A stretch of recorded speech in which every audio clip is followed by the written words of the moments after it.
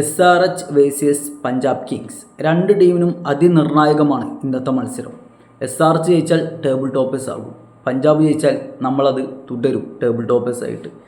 ഇന്നത്തെ മത്സരം പഞ്ചാബ് ജയിച്ചാൽ 99% പ്ലേ ഓഫ് ഉറപ്പിച്ചു, നമ്മൾ ഉറപ്പിക്കും. രണ്ട് മത്സരം തോറ്റിട്ട് വരികയാണ്.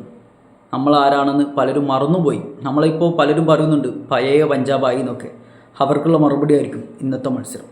പിന്നെ ഇന്നത്തെ മത്സരത്തിന് ഞങ്ങളെ ഏറ്റവും വലിയ അഡ്വാൻറ്റേജ് എന്താണെന്ന് പറയും, SRH മികച്ച ടീമാണ്, അവരെ ഞങ്ങൾ എഴുതി തള്ളുന്നില്ല. കമ്മിൻസ് വന്നതോടുകൂടി നല്ലൊരു ക്യാപ്റ്റനും ഉണ്ട്, സ്ട്രോങ് സൈഡുമായി ബൗളിംഗ് കൂടി. പക്ഷേ SRH ആദ്യം ബാറ്റ് ചെയ്യാൻ ഇഷ്ടപ്പെടുന്ന ടീമാണ്, വലിയ ടാർഗറ്റ് ഉയർത്തി എതിരാളികളെ സമ്മർദ്ദമാക്കാൻ. പക്ഷേ പഞ്ചാബ് കിങ്സോ ചേസിങ് ഭയങ്കര സ്ട്രോങ് സോണാണ് നമ്മുടെ. അപ്പോൾ SRH ബാറ്റിംഗ് എടുത്തു കഴിഞ്ഞാൽ കളി ഏകദേശം നമ്മൾ കൊണ്ടുപോകും. ചേസിങ്ങിൽ എതിരാളികൾ പോലും സമ്മതിക്കുന്നതാണ് ഞങ്ങൾ അത്രയും ഡേഞ്ചർ സൈഡാണെന്ന്. ഞങ്ങളുടെ ബാറ്റിംഗ് കത്ത് അപാരമാണ്. കഴിഞ്ഞ മത്സരത്തിൽ 50 റൺസിന് എടുക്കുന്നതിന് മുമ്പ് 5 വിക്കറ്റ് പോയിട്ട് വരെ ഷെഡിച്ചും ഷോയിനിസും കൂടി മികച്ച സ്കോറിലേക്ക് എത്തിച്ചു. അതാണ് പഞ്ചാബിൻ്റെ പ്രത്യേകത. പിന്നെ എപ്പോഴും ടോപ്പ് ഓർഡേഴ്സ് തകരില്ല. ഇതുവരെ തകർന്നിട്ടുമില്ലായിരുന്നു, ഒറ്റ മത്സരമാണ് തകർന്നു പോയത്. അപ്പോൾ അതും നിങ്ങളെ ശ്രദ്ധയിൽ വെക്കണം.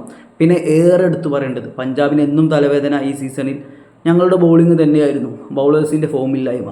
കഴിഞ്ഞ മത്സരത്തിൽ മികച്ച ഡിസിപ്ലിനോട് കൂടി മികച്ച പെർഫോമൻസാണ് എല്ലാ ബൗളേഴ്സും കാഴ്ചവെച്ചത്. അപ്പോൾ ബൗളിംഗ് ഓക്കെയായി, ഇനി ബാറ്റിംഗ് എപ്പോഴും ഓക്കെയാണ്, ഒറ്റ പ്രാവശ്യമാണ് ഫ്ലോപ്പായത്. അപ്പോൾ അതും രണ്ടും കൂടി ഒരുമിച്ച് വന്നത് നമ്മൾ കണ്ടിട്ടുമില്ല. അതാണ് SRHുമായുള്ള ഇന്നത്തെ മത്സരത്തിൽ നിങ്ങൾ കാണാൻ പോകുന്നത്. പഞ്ചാബിൻ്റെ മികച്ച ബാറ്റിങ്ങും പഞ്ചാബിൻ്റെ മികച്ച ബോളിങ്ങും ആകുമ്പോൾ SRHന് പിടിച്ചു നിൽക്കാനാവില്ല. നമ്മൾ ടേബിൾ ടോപ്പേഴ്സ് ആയിട്ട് തുടരും. കുറേ കാലമായിട്ട് നമ്മളെ കൈമ തന്നെയാണ് ടേബിൾ ടോപ്പർ എന്ന പട്ടം, വേറെ ആർക്കും മറികടക്കാൻ പറ്റിയിട്ടില്ല. അത് ഈ സീസൺ കഴിയുന്നത് വരെയും അങ്ങനെ തന്നെയായിരിക്കും. പിന്നെ 99% പ്ലേ ഓഫ് ഉറപ്പിച്ചും ചെയ്ത്, അത്രയേ ഉള്ളൂ.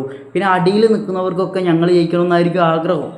അതാണ് നിങ്ങൾക്കും ഗുണം, അത് വേറെ കാര്യം. നമ്മൾ ജയിക്കടാ. അയ്യറും പിള്ളേരും രണ്ടും കൽപ്പിച്ചാണ് കമ്മ്യൂണിസ്റ്റിനെതിരെ ഇറങ്ങുന്നത്. അവരുടെ ഹോമിൽ പോയിട്ട് അവരെ പരാജയപ്പെടുത്തുക, അതാണ് ലക്ഷ്യം.